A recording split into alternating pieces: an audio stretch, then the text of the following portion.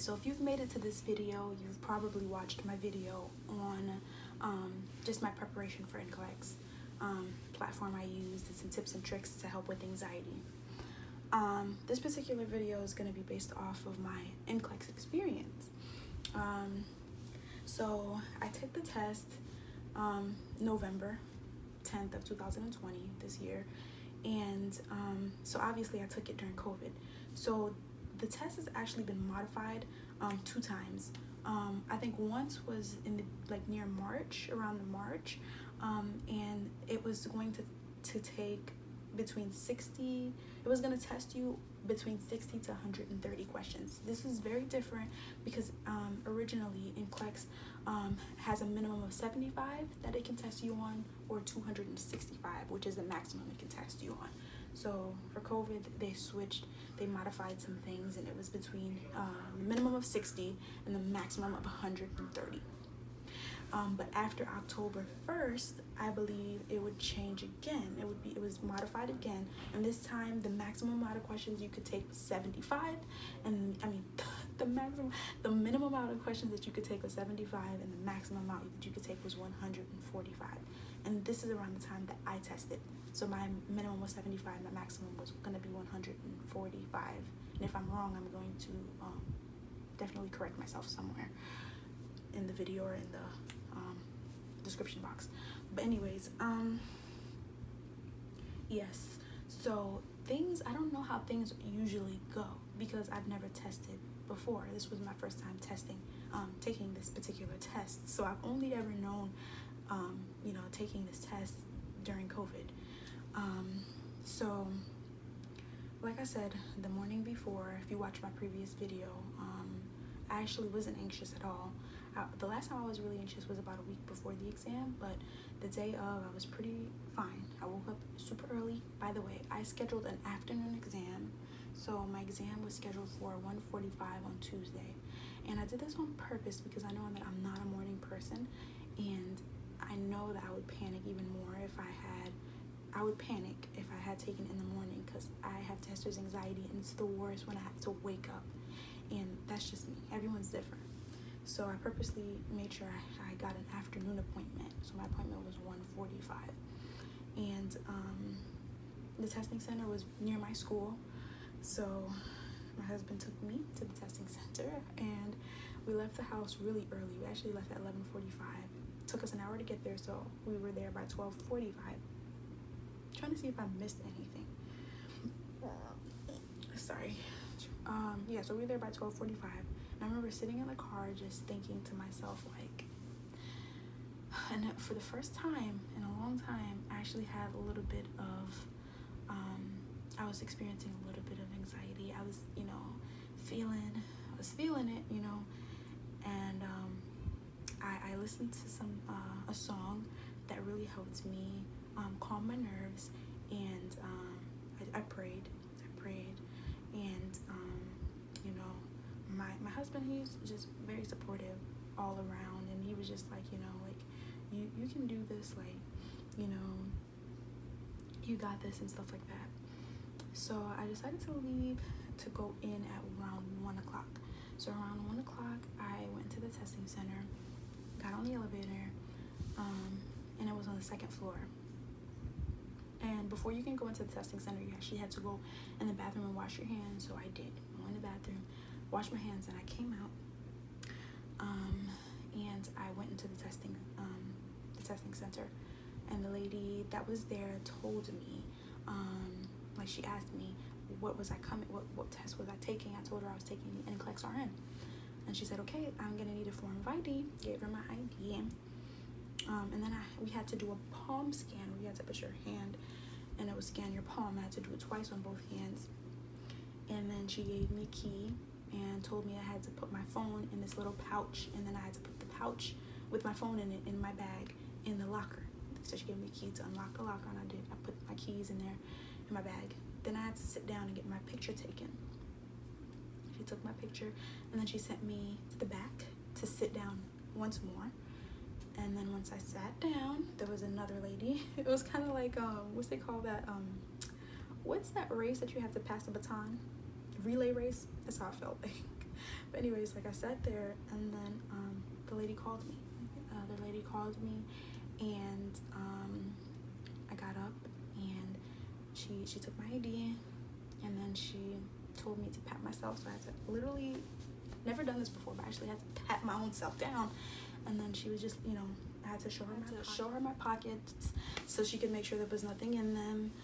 And then after I did that, I had to remove my glasses. And there was like this little circular, like turny thing, I don't know what they call it, that you put your glasses in. And I guess like she kind of turns it around and looks in the glass and looks at your glasses, like examines them. I don't know. I guess people were like writing things in their glasses maybe years before.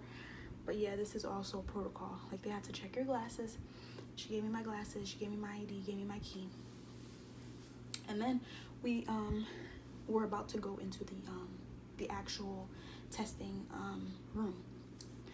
And I actually remember standing there and like hearing and seeing like all the other students who were already in there testing. Like, I could hear everything. And I could see them too. And I'm just like, wow, this is legit. Like, they really are not playing around. But anyways, after that, I walked behind her, and she told me that I would have to stand in this little square in the room until she, found a computer for me. She told me what computer I was going to be at. So I, it was like a little taped out square in the room, and I just stood there, and she was like, okay, come to this, you'll be testing right here in this computer, this cubicle. And it was literally a cubicle. Like, you couldn't see the person to the left or the right of you. And I looked, and I saw they had like these little noise canceling headphones. I decided not to touch them. I don't know why, but I decided okay, because it was pretty quiet in there anyways. So I was like, I guess I wouldn't need them. And I sat down. And I don't remember my first question, but I do remember getting a lot of SATA questions. Like, I would literally answer a question, and then like the next question would be a SATA question, and then it literally would give me like two or three SATA questions in a row. And then I also had a lot of prioritization questions, and those seem to be the hardest types of questions. So someone told me if you were getting SATA, that means you were doing good. So as hard as they were, I was happy to see them. And like, whenever I would answer, like, to gauge if this was true or not, I'm not 100% sure if this is true. Don't take my word for it. This is only what I've heard. But to see if it was true or not, like, whenever I got a question right that I was adamant about, like, I know this is right, like 100%, it would give me a SATA. So I'm like, I think it might be true. Like, the better you're doing, the more SATAs it'll give you. So I was, I was feeling a little confident. But this is where everything went down the drain. This is where I was like, OMG. So I was actually, getting through the test pretty okay. It wasn't easy by any means. It was probably one of the hardest tests I've ever taken in my life. But when I got to about 70, like when I got to about 60 something, I started to like have a little bit of anxiety, because I was like, I really want this test to shut down at 75. Like, I want it to shut off at 75, because this is what I hate. As nursing students, we always hear the lucky 75. Your test shuts off at 75, most likely than not that you passed, or whatever the case may be. Even though we know that's not always the truth, because people do fail at 75 questions. But I was just hoping like I was one of those nursing students that, or the graduate nurses that their test shut off at 75 and passed. So when I got to question 76, I remember just feeling like, oh my gosh, like, oh my goodness. And then 76 turned to 86. And by then, I kid you not, I kind of was like over it. Like, I thought I'd failed. I was like, wow, like, you failed. Like, I literally said that. Like, I was like, you failed. Like, it's no way. Like, it's still testing you. And every time I went to the next question and they gave me another question, I was like, we're done. It's over. And it just kept on going. And I was like, I literally wanted to finish so bad, because I was like, I mean, and the test was just getting even harder and harder. And I was like, didn't think I was doing good at all. And finally got to 100 questions, and it shut off. and I was really relieved. I really was. I was like, I'm so relieved. And then it gave me it was this like little box, and it was like a bunch of words on it. But at that point, I was just so over it, and I barely read what it said, but I knew it was probably the research questions. So I clicked next, and I answered a few of the research questions, and then I entered the test. By then, I had already been testing for about 3 hours, okay? So I didn't want to be in there any longer than I needed to, okay? And mind you, they give you 5 hours to test. And I don't know how it was before, but it's 5 hours now with the whole COVID thing. And by the way, we had to wear our masks the whole time. And if you took your mask off, like, you could literally risk getting kicked out and like not being able to test. So I had my mask on the whole time. Yeah, so these are just some of the things that are different with the whole COVID testing. But yeah, I was really, really panicked, and I didn't want to sit there any longer than I need to be. So I only took a few research questions, and then I ended the test. I was so anxious because I was like, oh my goodness, like, is 100 okay? Like, is it, they give me 100 questions and felt like I couldn't answer or I couldn't deliver, or did they give me 100 and we're like, okay, finally you've done enough for us to think you passed? Like, I didn't know what. So I remember raising my hand, and then the proctor, she told me to come out, and I came out with my key and my ID, and I gave her my little whiteboard. I'm missing things, okay? There's some things I'm missing out of my story. So my little whiteboard that they gave me, I remember writing a few things on there, like my lab values, and I wrote down my rule of nines, and I never looked at it. Like, it literally, that everything I wrote down, my little note, my little and my little whiteboard did not help me for this exam. I actually remember being on the exam and thinking to myself, like, oh my goodness, like, this is really tough. Like, oh my goodness, like, I'm not doing well. Like, that's how I felt the whole time. So I think if you feel that way, you probably did good, because almost everyone I know said that. So I left the testing room, and she took everything from me. She just took the whiteboard and the marker from me, and then I had to go back up the hallway and to my locker to take my phone and to take my bag. And I remember calling my husband on the way out and just telling him, like, hey, I'm through. I just finished testing. Oh, this is what I wanted to say. So I had been there for like 3 hours testing, okay?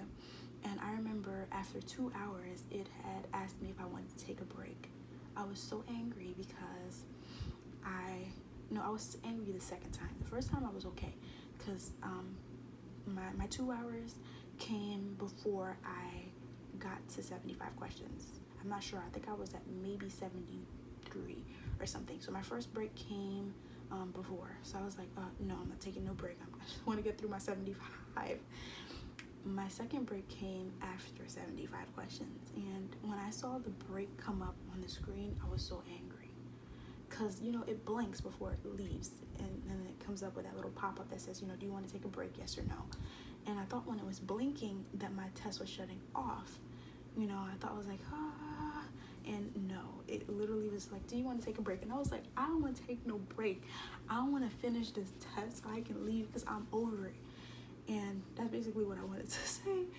But yeah, so after that, I left to call my husband, and he came to get me.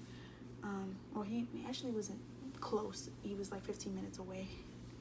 And so I had to wait a little while. So while I was waiting, I did the trick. Everybody who's probably taken this test knows about the Pearson VUE trick. So I received my email pretty fast. It's an email that talks to you about, it's an email by Pearson that basically tells you, that you finish your exam, and if you have any more questions, like, you can click here or something like that. So they always said, do the Pearson VUE trick after you've done this, after you've gotten this email. So after I got the email, I did it immediately, and I got the good pop-up. And the first thing I thought to myself was,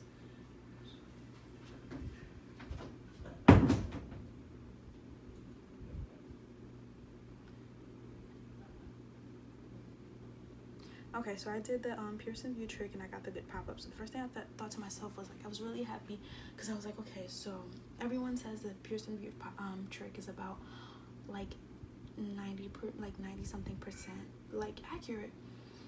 So I was feeling a little confident, like I was actually really happy. So then I got home and I did the Pearson VUE trick again. So it was an hour after I tested and I got the good pop-up again. I did it again 2 hours later. And I just wanted to be sure because I've heard of, like, I literally worried myself sick and I researched so much stuff and I literally heard of people who did it like an hour or two after the exam, but then did it like 6 hours later or 24 hours later and got the bad pop-up, or it let them pay. It took them to the CC page. So I was scared. So the last time I checked was 24 hours later. So it was the next day. I finished my test at 5 p.m., 5 something. I finished my test around 5 o'clock p.m. So I did the Pearson VUE trick the next day again at around 5 p.m. and I still got the good pop-up. But I just kept like worrying myself sick, and I would literally type into Google, like, has anyone ever gotten the good pop-up and still failed? Like, you know, and there was like some forums, like some forums that were like some Reddits too, that some people were like, yeah, I got the good pop-up and then find out that I failed. So I was like, oh my gosh, like, so it's not 100% accurate. So I was really I was really nervous now. And what's worse is I worked the day after I took the test and I worked the day after that. So I worked the day that I would find out my results, which would be 48 hours after I tested. And that day was the hardest because the day before I knew I wasn't going to get my results. So it was like, whatever, like I had to just live my life. But that day at work was really hard because I knew like this was the day I would find out if I passed or not. So I remember being at work and feeling so nervous. Like my coworkers would try to talk to me and I'm just like I don't want to talk right now. Like I'm really stressed out. So around 11:34 p.m. I went to the bathroom and then I got a text message from one of my classmates, and she said, hey, you know, I saw you at the testing center. And I said, really? And she was like, yeah. And I was like, so we tested on the same day? And she was like, yeah. And then she's like, did you check your results? And by that point, I hadn't checked my results because I was just going to wait until 5 that day to check. So I said no. And something like, I just was like, let me check on the Board of Nursing website to see if my name is on there. Like, I don't know, I did it last night and it wasn't. So I was like, let me check again. You know, right after she sent me a text message, I decided to check again. So I did.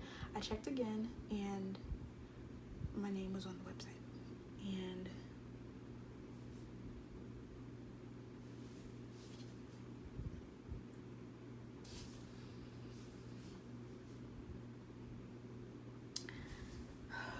so the first thing I did was I told her, like, oh my gosh, like, I just checked the Board of Nursing website and my name is on it.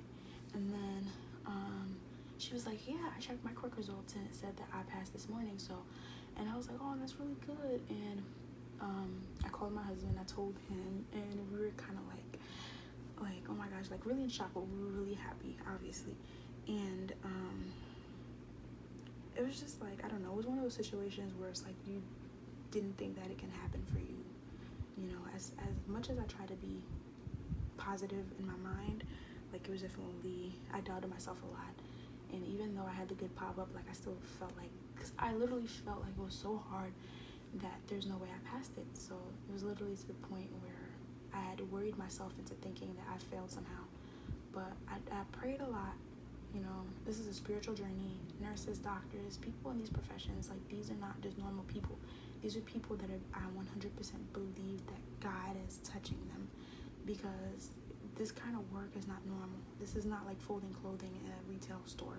This is not like, you know, like flipping burgers. Like, I'm not trying to downplay any of these jobs, and I'm saying like this is a different kind of touch, you know, in human life. Like, this is a different profession that deals with people on a different level than you can ever deal with, you know, than you can ever deal with people. And that's why I feel like my journey was so spiritual, because I really do feel like it's one of those things where you have to be like chosen. Like, it's a calling. Like, I don't know how else to put it, but yeah, so I just felt like it was a really spiritual journey, and I know that only, God can get you this far. So that is actually my experience.